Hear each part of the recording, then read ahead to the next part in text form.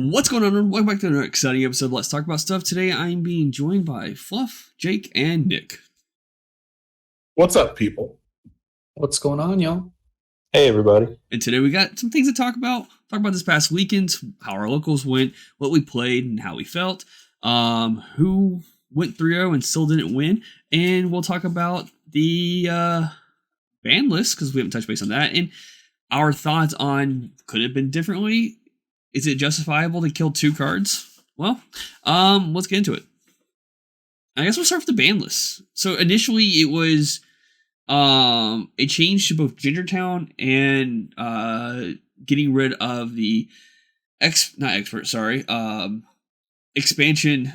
Vegeta BR card that brought back practically the Gogeta BR super combo and just the endless cycle. Gingertown practically made that you had to have a mono green deck, mono green energy in order to play Time Chamber. The Time Chamber. In order, not Gingertown, but Time Chamber requires all mono green energy, so you couldn't play like the Jirens out. But it doesn't stop you from playing Victor Strike. And then the Vegeta was practically just like I said earlier. It was put into effect to stop the looping effect of the Gogeta BR card, and people were saying, okay, just put in the Whis to pay 1 and bring it back. Yeah, I guess that works. It's an extra step in the process to do that. But I really do believe Vegeta should have just been changed to non-super combo cards. Yeah, I get where they're coming from with not wanting to errata cards, especially for the sake of like a new player getting into the game who might happen across these cards. They don't regularly do reprint sets, so we wouldn't get corrected errata versions of these cards. So I get why they're trying to lean away from that. But in the same ban list, we have an errata, and then we have a ban. So that logic doesn't particularly apply. So, yeah, I really feel like it could have been fixed by saying, a Gogeta with no super combo skill. Yeah, the way I see it is it was 100% a guttural reaction, just a purely emotional response on Bandai's part. And even in their description for their justification for it, they were saying we recognize this was being used prior to this set, but they didn't name call the deck, but essentially Gohan was abusing it and caused it. That's where it caused all the problems. Yeah. And banning it at the end of the day only hurts the archetype it was intended for, because that deck really needed some type of recursion, the Blue Gogeta BR. And my justification for it was I feel like it should have just been errata to leader lock to that leader. I mean, granted, recurring super combos in a deck that means nothing is fine. And it still would have kept it in play and it wouldn't have hurt anybody, because that deck doesn't see any relevancy anyway. Yeah. The only thing about the leader one, I think we talked about it a little bit and not go too far from it, was if they made a Gogeta BR super combo that was blue, you would have the problem again. But it would still be locked to the leader. And people talk about Enter 21 or Expert 21 looping their super combos, but that's like the deck's main motto, and that's all it does is you have to spend 2 steps to loop a card and then to bring that card back to your hand using the 1-drop 18s if correct. And then there's what's the other deck? There's one more deck that can loop super combos, I think. Oh, Bulma. Yeah. Which are decks that we like. Those are very particular things in order to do it, instead of just going, I'll super combo 3 times and go, I'll take this card 3 times in my hand because it's not limit 1, and get those 3 super combos back, and then I'll swing again and just super combo 3 times again. Yeah. Limit 1 might have been a decent correction on that card too. Just to keep your opponent from dumping, like you said, dumping 3 super combos and then activating main 3 times to add those back to hand. But with the removal of those cards, I think it opens up more tech options for people to kind of side in. It gives people 3 to 4 more options to mess with to kind of make their deck a little bit different than probably everyone else's. But in the end, they'll probably all be the same. That's how it ends up happening a lot of times. As the person that has the most Gohan experience too, with the errata to Time Chamber, it's just to stop the cheesy Exodia style deck. And I agree with the change, but funny enough, the Lookout has posted stuff on it too. It's still doable. There's a clear workaround around it, and you can watch their video talking about it. But their errata didn't do what was intended. They should, like, in the same era of gutturally errata or banning Vegeta, they should have just banned the Spopovich and Yamu. That was the only card that was able to put cards under the time chamber any other way. Or So they lock would've hit- them to the Majin Buu archetype when they first came out, because it was meant to put cards underneath the Majin Buu card. I mean, granted, no one plays that deck or that archetype. Jan and Spovovich is a 3-drop red card. Yeah. So it's susceptible to most counterplays. You're investing free energy to load something under. If that gets counterplayed, you're just throwing off your entire tempo. So I don't see that ever being an issue. Personally, I don't ever. Doesn't the time chamber have a self-imposed limit where it can only have cards. 2 cards underneath it? So the strategy was you use one card to rearrange the top 5 card of your deck. You look for, in this case, it was the Jiren, to put at the top, and then you activate. You paid 3 of your multicolored red-green cards to play the red battle card, and then he puts up to 2 because you can only do up to 2. And then you use Time Chamber's effect to play one of those cards. Okay, that makes sense. The problem, So it wasn't putting all 5 underneath. No, okay. no. The problem though is that I just went blank on it.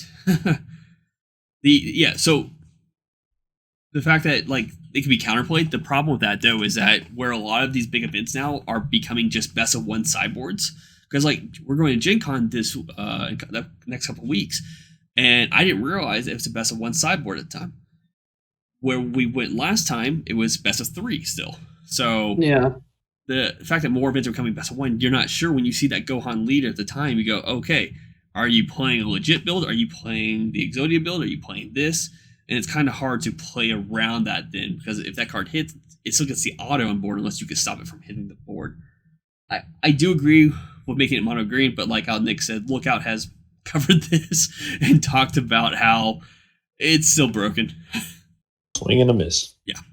Speaking of Gen Con, we 4 in this call right now are definitely going Gen Con. There are a few more people going Gen Con as well from our locals, but not as much as last time we all went, I don't think. I think it's been, is it 5 or 6 people who are going? Think 6. Okay. I know Austin's going to be at the event. Jimmy's going to go, but I don't think Jimmy's is playing in the event, though. I don't think Jimmy's playing at the event. I think he's going to do side events and try to get in on some of that. He's friends with some of the judges that are doing side events, so he's going to try to get them. Tanner, as well. Did Tanner get a ticket for the event? He was on the fence about it, so I don't know if he's pulled the trigger or not. Okay. Yeah, I know he wanted to go for BSS. I just don't know if that has happened or not. Yeah. Tanner, me, Jake, and Tanner will be playing for sure Friday, and I think Tanner's playing on a Thursday event and a Sunday event for BSS. But yeah, me and Jake will be there for Friday playing Battle Spirits. So if you guys are playing Battle Spirits, hit us up. And then all the rest of us will be there for Dragon Ball for that event. So looking forward to that.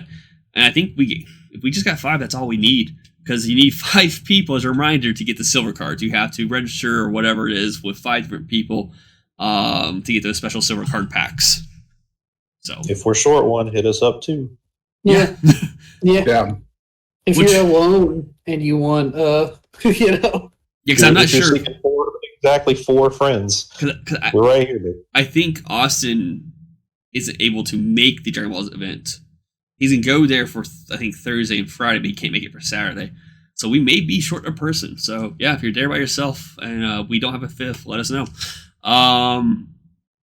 So we're practicing for that. We're getting prepped for that. Trying to figure out what decks we want to play.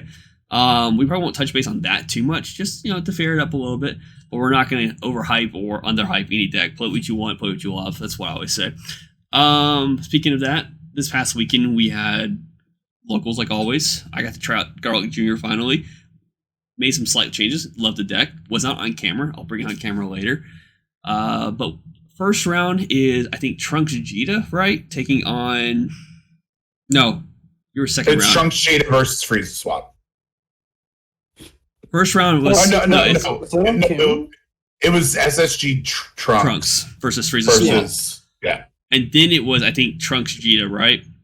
And Supreme Kai. And Supreme Kai. And then round 3 was yellow Majin Vegeta taking on green Majin Buu. Yeah. So look for those matchups. I think that's all we really got recorded. But yeah, I played Garlic Jr. and it was actually a lot of fun. The getting out the 8-drop, imposing that neg presence was very fun. I almost beat Frieza Swap using that. I got a little bit too greedy, and because of it, he won the game, though, which is unfortunate, but it happens. And yeah, that's my experience with Garlic. That's it. No Well, other notes? the first game I played, and I learned that I had too many cards in my deck. And so since I lost the first round, I was like, okay, cool. I'm not getting anything. I just went ahead and made changes to my deck right then and there. I took out 5 cards, brought the deck down from, I think, 56 to 51.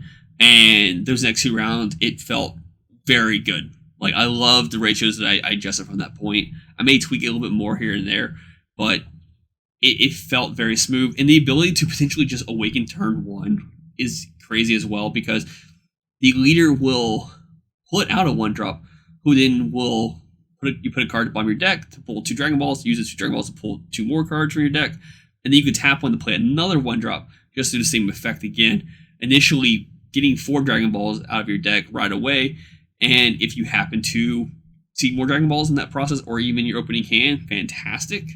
And then I also run, obviously, the promo, I think you got this monster, or you got the monster, it's the one with Goten on it. Get that monster, which will either pull a Desire or a Dragon Ball to your hand. So like, you can initially awaken turn 1, pulling out, if you don't open up any Dragon Balls, or if you do open Dragon Balls, you're pulling out 12 to 14 cards out of your deck, which felt really good.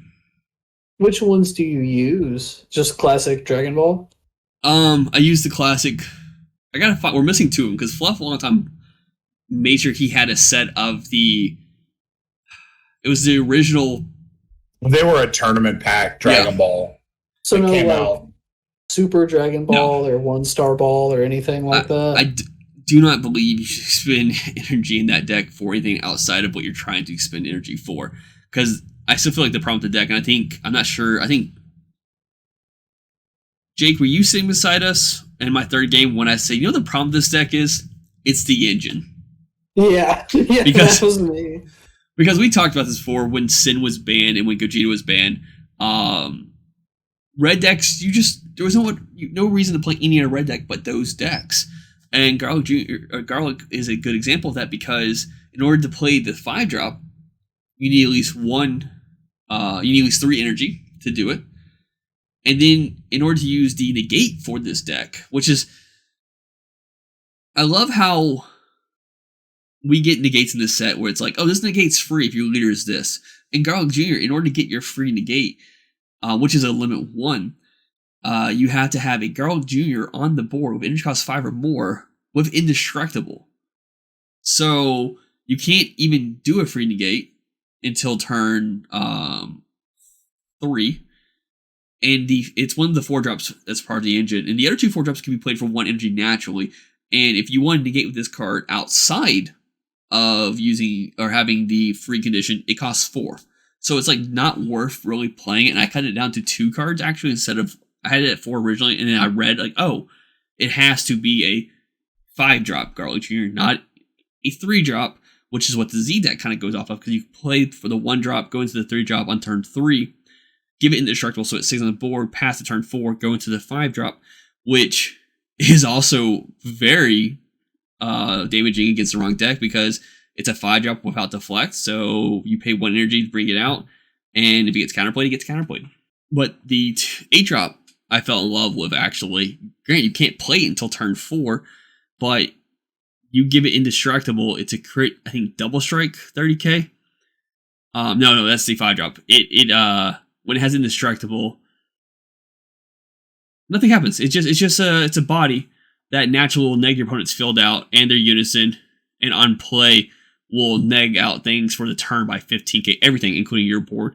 So like it's good to clean a board up, but outside that, it'll go away at the end of your opponent's turn. But it's just a good way, kind of like the secret rare in Gohan is kind of like you combo with it during your turn, and it makes you very hard to kill your following turn. It does the exact same effect of that, but you can't do it till turn 4. So a very aggro deck that could go off on turn 3, Garlic's dead. And the only real floodgate for Garlic Jr. that's red is Topo, which is very expensive and can be counterplayed out the ass. And so I guess the best way of doing it is running Protection of the People, I feel like, if you wanted to try to survive to turn 4 successfully. Yeah, Protector of the People is probably the best option that Red has as far as floodgates go right now. Non-sand floodgates, yes. Non-sand, yeah. I feel like we need more. I think we need better floodgates, because like every yellow deck could practically run Mecha Frieza, you know, like or Rock or Pass. And as long as you have 2 extra cards, it's 1 energy to play. Yes, it's counterplayable, but it's a universal yellow negate floodgate that for 1 energy. Green has dormant. Blue's just a negate heavy deck naturally, I guess. So it doesn't really matter. But red, they got the 17 now. Yeah, that's right. Yeah, it's 17. But I feel like red doesn't really have much. Yes, red is known to be the aggro deck, but now we're seeing more and more decks like Gohan and Frieza swap, which could just do it the exact same thing with no hesitation. And then if they have to stop, it's fine, because on on your opponent's turn, they'll just floodgate you.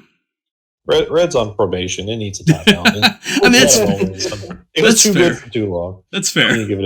Needs time.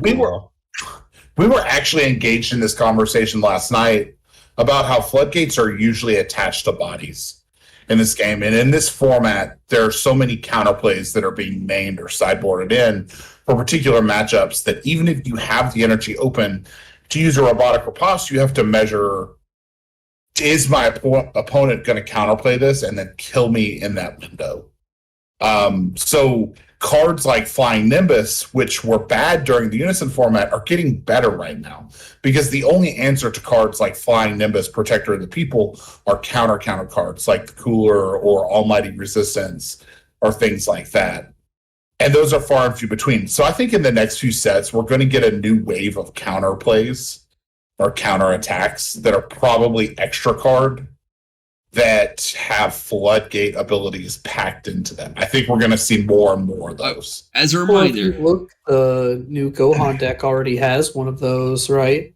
It's not the Kamehameha deflection; it's the other one. Unending Rage. Yeah, and that deck or that card, excuse me, can be played in any green Saiyan leader deck. So Yes. I think we're gonna see more floodgates like that. You're exactly right. I think Gohan's the precursor.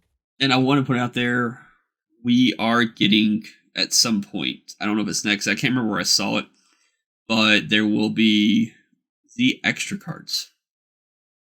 So we don't know what that should be Zenkai set 5. Yeah, but we don't know what that's going to consist of until they're here. Like, are those going to be negates? Are those going to be like additional power ups for a swing or something? You know, hidden choppas. Negates are going to be. If those are guaranteed negates, that'll be annoying as hell. Yeah. Oh my gosh. I'm not ready for that. Oh, we also recorded our next episode of the Time Wars. I forgot about that. Which was Raditz taking on Piccolo. It's in the brief moment where they engage each other before Raditz is like, all right, I'm going to leave. You got lucky. So we're kind of just playing out, like, you know, could Piccolo beat Raditz in that moment? Find out when that video drops. And that is... Spoiler alert, a Namekian or a Saiyan won that match. Wait, say that again?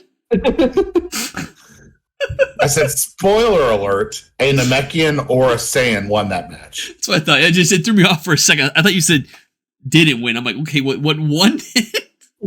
Someone just goes to the table and flips the table mid-recording.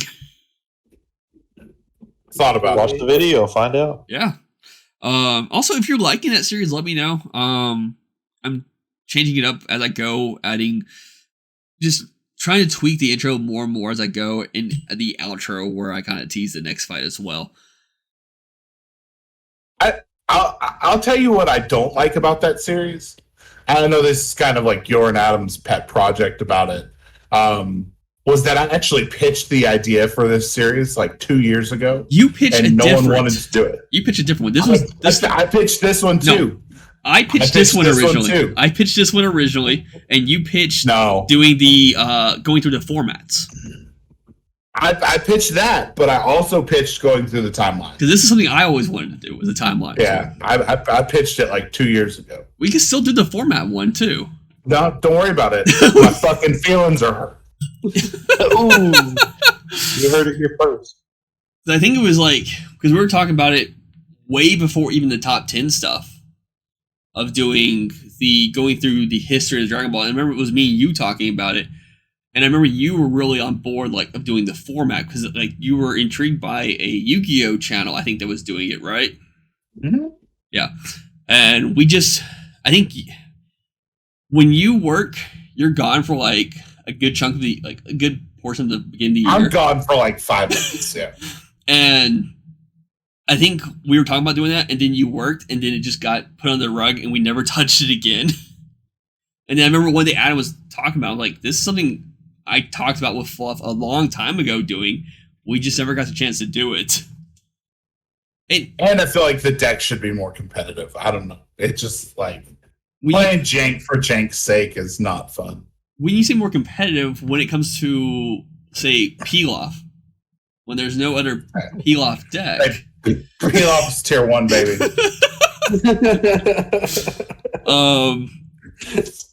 It could be tier 1 if you don't misplay, right?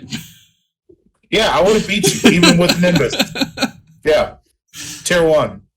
Because Nimbus only stops battle cards, not in unison, and Fluff is using unison in that deck.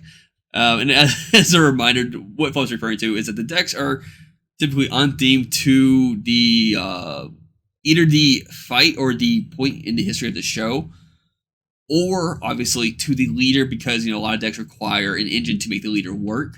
So it worked out that way because, like, in Jake's matchup when he played Tien, we don't really have a lot of good Tien support. So Jake went with the World Martial Arts build because obviously that's what the deck is for. You need obviously the Chaozus, you need the Tiens, and Jake did play the their old master. I can't remember what his name is. It's not Tao, is it? Yeah, it is. No, it is Tao. Yeah. So Jake did play him in the deck as well. So yeah, I mean, it depends on what happens. Tien is tier 1. T is it? Okay. Promo Great Ape. Tier 1, you had Nimbus in it. And your Z deck wasn't on thing. So. Well, sometimes my Z leader that's all I played was a Z leader. That's true. But yeah, so we got that matchup coming later this week as well. Anything happen for you guys want to talk about? Good talk. I was trying to give room for someone else to talk, but since there was a wave of silence there, I know Jimmy, Nick, and myself have been testing and being involved in this conversation as to which secret rare works best in a particular deck that we're testing for Gen Con. And I got to play, so I'll just say I've been testing Majin Vegeta. Gasp. Hence the Facebook conversation between you and Adam. Yeah, it's the Facebook conversation between me and Adam. But Jimmy had made a good point that you were number 1 as the superior secret rare in that deck. And I had been very strongly in favor of Gohan and Piccolo. But man, after getting the test, you were number 1 this weekend. Like, I played it for the lulz that one weekend when we got the God Rare. But that secret rare is fire. Are you playing it with the same SR combo? Absolutely. So that locks down 2 energy, right? Locks down 1. Okay, because I know is it the secret that locks it down? The extra card itself will lock down a card, and the 8-drop Goku on swing will lock down another It's card. on swing. Okay. But I think it has to be a battle card. I don't think you can tap an open card. I mean, if they have an open energy after resolving the secret rare, they're going to counterplay you. So they'll tap their energy, their open energy, or they'll counter attack you. They'll tap that open energy before you have a chance to tap it down.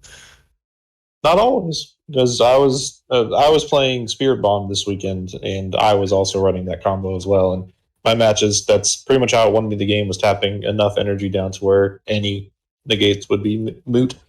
But yeah, I agree with Fluff. It's a pretty sneaky combo, and nobody's expecting it because Gohan Piccolo is just so prominent. But you have one energy open, and you get hit with your number one, you just pretty much immediately lose the game at that point. And don't Have you guys ever thought about playing Mecha Frieza Full Assault? Is that the evolve one? No, it's a common from EB1. Is this the one that pops? Nah, so if your leader is mono yellow and it's your opponent's turn, when you activate a yellow extra card for 1 yellow energy, you can play it from your hand. And when you play it, you can look through the top 5 and grab a yellow extra card. It doesn't say energy cost. So it can help you dig for UR number 1. I just was wondering if you guys ever tested with that since you're playing a extra card for your secret rare. I know my list is pretty thick, so there's not a lot of room for stuff like that. I mean, I would be willing to test it. I just haven't tested it. Yeah, that's pretty spicy. The Spirit Bomb's kind of a weird one, though, because using the Spirit Bomb, you're forced to put cards at the bottom of the deck. So a lot of times you can brick that way because you can only put a battle card underneath the Spirit Bomb through its effect. So if you hit an extra card or the secret rare, it goes to the bottom, and then you're just like, well, fuck. but yeah, that's some spicy tech. I wouldn't mind trying that out. What's the card called again? Mecha Frieza Full Assault. Full frontal. Full frontal. It's a common from EB1. He really Yeah. is. He's very full frontal in this one. He's happy about it. Yeah, Carl, this is where you put a picture of that card so they can understand. Okay, yeah, that's right. I'll leave this bit in there too, so you can tell me to do that, and I'll put the card up right in that moment. Perfect. I guess the only other thing that's really, unless you guys have something else to kind of like just talk about in general, it's been Burger Week this past week where we live, and it's been awesome. I've had a couple burgers. Where you been going? Went to actually the new movie theater downtown. It's called Lex Live. They did a burger. It was a playoff, I think, a Pulp Fiction, but it was a pineapple bourbon burger. Oh, nice. It was very good. I think I need more sauce. Then I've tried there was one, so Drake's, I'm not sure how chained Drake's is, but every Drake's in our city had a different burger. So I tried the one off Leestown, and it was pretty good. I think I ranked it below the pineapple one. But then there was a crab rangoon burger that I grabbed today, and that one was pretty good. Crab rangoon burger, that's wild. And it came with a sweet and chili sauce as well, so you kind of like put over top of it and stuff. That one was good. Yeah, I didn't do Burger Week. We've had a lot of people come where I work asking about it, but we're not doing it. I thought one. No, none of the Buffalo Wild Wings are doing it. No. I tried going to one. I went to Malibu Jack's and you were denied. That's right. Yeah, I walked in and the person was like, "Yeah, we're not serving food right now, so you can leave." It's like, oh, okay. That was my Burger Week experience. Pretty neat. I know Jimmy tried to get a burger at like 3 different places, and like one place was only doing parties only for some reason. One place I think sold out or just wasn't doing it, or they ran out of something. I can't remember what the other places was. But yeah, it's really popular. You got to be on that. Oh yeah, no, it's fun event, but it gets super crowded, and the every consecutive year gets like more and more ridiculous in terms of like availability and actually and accessibility. And every year we add a new week of something because like as of right now we have Burger Week, Taco Week, Chicken Sandwich Week, Coffee Week, Pizza Week. Pizza Week. Yeah, there's a Pizza Week. There's another one. I can't remember what it is off my head right now. But I was talking about at work. I think we have 6 or 7 different something week related foods. We need a hot brown week. Yes. Well, places have done hot brown burgers. Places have done hot brown pizzas. The hot brown pizza was amazing. That was amazing. That sounds wild. And they carried that. That was it was either mellow mushrooms or mad mushroom, I think. It was mad mushroom. And they keep that year round now because of how well it did. And I guess closing this out, Jake's been asking about this a while, and I guess I'll fit in the schedule. I'll find fun things to do throughout, maybe once a month. I'll find something fun to do every month. And we'll do a vlog-based thing. Crave is coming back next month in our local area. And we'll do a vlog on Crave. So it'll be Gen Con, and then we'll do a Crave one after that. So look forward to those, guys.